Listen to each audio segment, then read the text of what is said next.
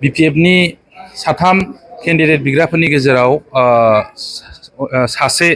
ticket बिग्रा Prithiraj Narayan देब मेस बिथाङा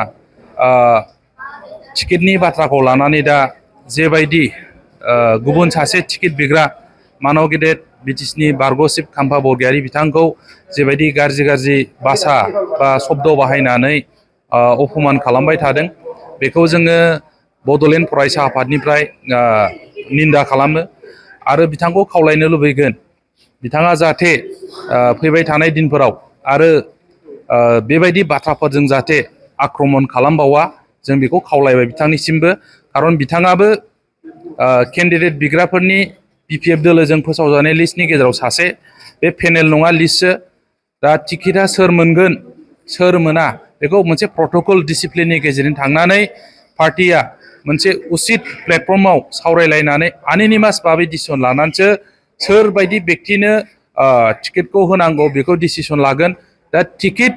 declare होनायनि आगोलनो सोरबाया आं मोनगोन आंनो मोनथारगोन बेबायदि साननानै सोरखौबा आक्रमण खालामनाया बे जोंनि दोलोनि थाखाय मोजां नङा दा जों बिथांखौ ओंखायनो लुबैदों खावलायदों जाहाथे आरो गाबोन समफोर आरो बेबायदि जानला मोनला खोथा सोरबा सासे केन्डिडेट बिग्रा बिजाथिखौ आक्रमण खालामनाय गावखौनो श्रेष्ठ खालामनाय बेबायदि खामानिखौ आरो जाहाथे खालामबावा जोङो प्रिथिराज नारायण देब मेसनि जानानै देब मेसखौ BPF दोलोनि बा BSUनि जानानै खावलायहरदों बिथाङा जुदि BPF दोलोनिफ्राय टिकेट मोनमारनो लुबैदोंब्ला बैफोरबायदि खामानिनिफ्राय गोजानाव था आरो सोरखौबा मुं सुनाय बेबायदि खामानिखौ जाहाथे दामावथों बेखौ जों खावलायदों टिकेटआ सोर मोना बेखौ जोंहा हाइकमान्ड दं कर कमिटि दं मोनसे डिसिप्लिन भाबै सावरायलायनानै CWC सेन्ट्रेल वार्किं कमिटि जोंना 16 तारिखआव जानो थांगासिनो दङ बेवहाय डिक्लेयार खालामगोन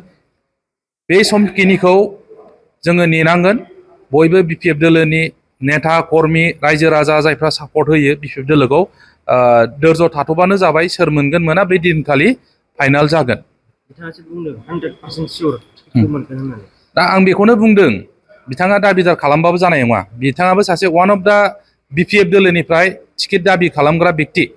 जोंना दङ लिस्ट हिसाबै थाङोबा प्रमिला रानी ब्रह्म बायद' जायनाखि आसाम गभर्नमेन्टनि एक्स मन्त्रि बेनिफ्राय BTCनि बारग' डिपुटि चिफ खाम्फा बरगयारी आरो बेनिफ्राय प्रिथिराज नारायण देब मेस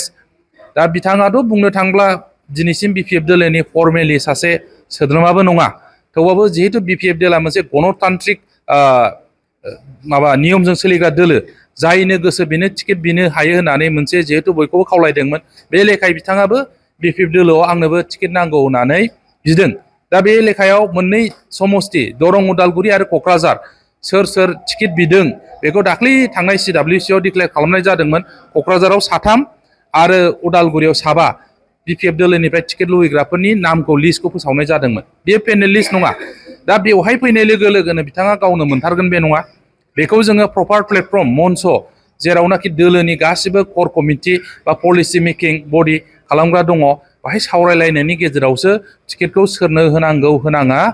पार्टिया डिसिसन लागोन बेनिफ्राय CWC आव डिक्लेयार खालामगोन 16 तारिखआव दा बेनि आगोलनो जानला मोनला खोथा बुंनाय सोरखौबा आक्रमण खालामनाय सोरनिबा इमेजखौ दंस खालामनो नागिरनाय दलखौ खथि खालामनो नागिरनाय बेफोरबायदि खोथाखौ जाहाथे जोंना फंबाय प्रिथिराज नारायण देब मेसआ बुङा बेखौ जोङो खावलायदों बेखिनि खोथा आरो नमस्कार मैं doctor Pratibha Pasari Agarwal IVF specialist at Apollo fertility Guwahati मैं जनाब विचारिছো जे मैं कक्राझार अपोलो डायग्नोस्टिकत 23 मार्चत आহি आसो दुपरिया 12टा बजार পৰা এটা বিনামূলীয়া নিসন্তানতা কেম্প লৈ পেলাই যাৰ এনেকুৱা ধৰণৰ প্ৰব্লেম আছে নিসন্তানতা প্ৰব্লেম আছে আহি পেলাই মোৰ লগত আলোচনা কৰি পেলাই চিকিৎসা কৰিব পাৰে আপোনালোকে বুকিংৰ কাৰণে কল কৰিব পাৰে 8135834710 নম্বৰত আকৌ একবাৰ কৈছো 8135834710 ফোন নম্বৰত কল কৰি পেলাই আপোনালোকে আপোনালোকৰ এপইন্টমেন্টটো বুক কৰিব পাৰে ধন্যবাদ